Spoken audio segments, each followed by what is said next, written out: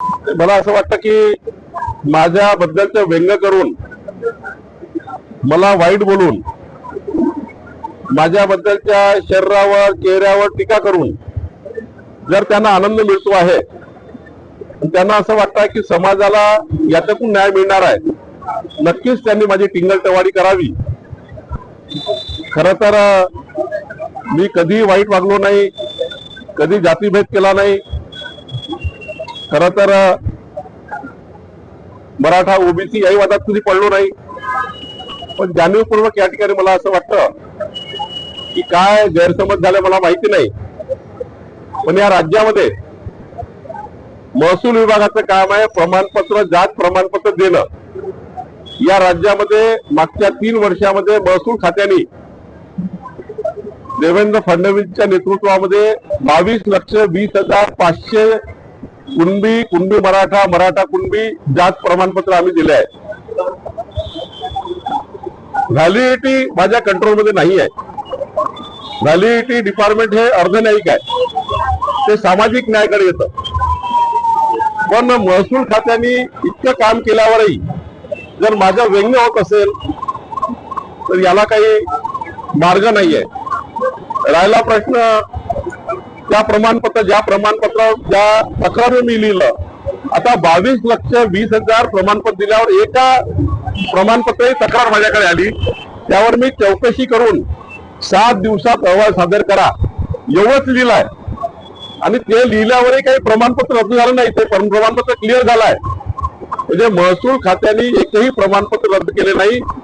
आणि आताही जेवढे काही कुणबी मराठा, मराठा कुणबी प्रमाणपत्र आमच्याकडे जात प्रमाणपत्र येतात, आम्ही रोज देतोय.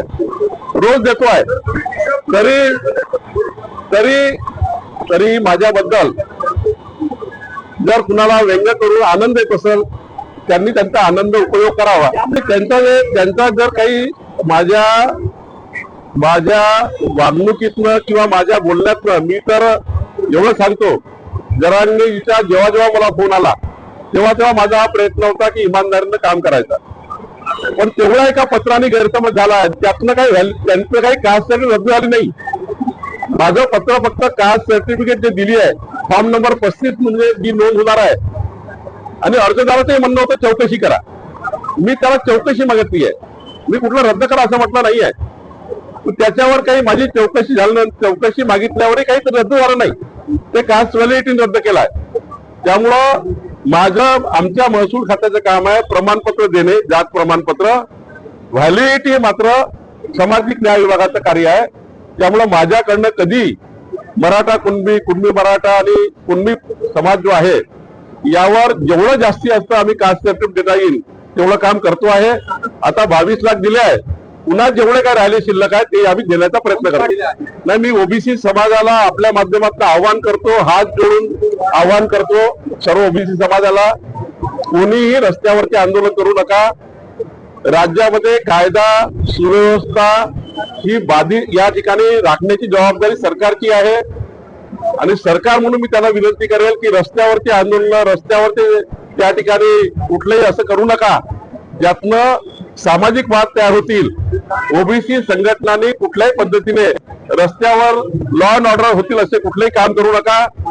आणि शेवटी या राज्यामध्ये कायद्याचं राज्य आहे, त्यामुळे आपण कायदेशीर पद्धतीने सर्व लढा लढता येतो, प्रत्येकाला त्या ठिकाणी आपला लढा लढता येतो.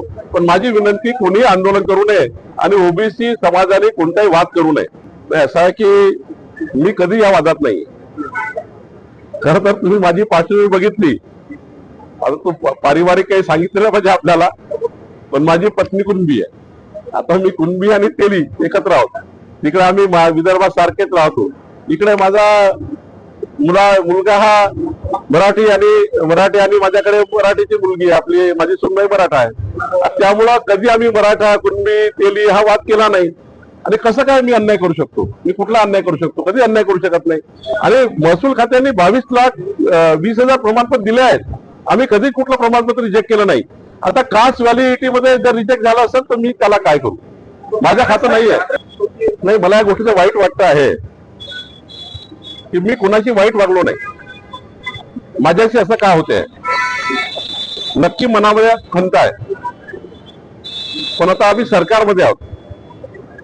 सरकारमध्ये पेशन्स संयम असला पाहिजे.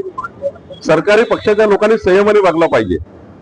माझं व्यंग या पद्धतीने करणे हे न पटणार आहे. काय माझाही परिवार आहे, माझ्याही घरामध्ये 2 मुलं आहे, सून आहे, मुलगी आहे, नातू आहेत, माझी पत्नी आहे, माझे वडील आहे, माझी आई 3 वर्षापूर्वी गेली, आईचं दूध.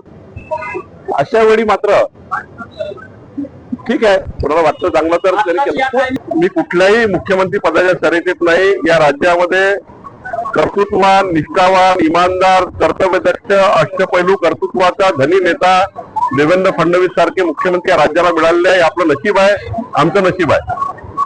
अशा वेळी कोणी मुख्यमंत्र्यांच्या शर्यतीत नाहीये. आम्ही कोणी मुख्यमंत्र्यांच्या शर्यतीत नाहीत आहोत हे त्यामुळेच सांगताय. आमचाही परिवार आहे, रोज परिवाराला ते सहन करावं लागतं, बायकोला सहन करावं लागतं, आई तर नाही आहे, वडिलाला सहन करावं लागतं, आमचे 4 भाऊ आहेत त्यांना सहन करावं लागतं, 2 मुलं, 1 मुलगी, माझी हायकोर्टमध्ये ऍडव्होकेट आहे, माझा मुलगा आहे, शेवटी माझी सुनबाई आहे.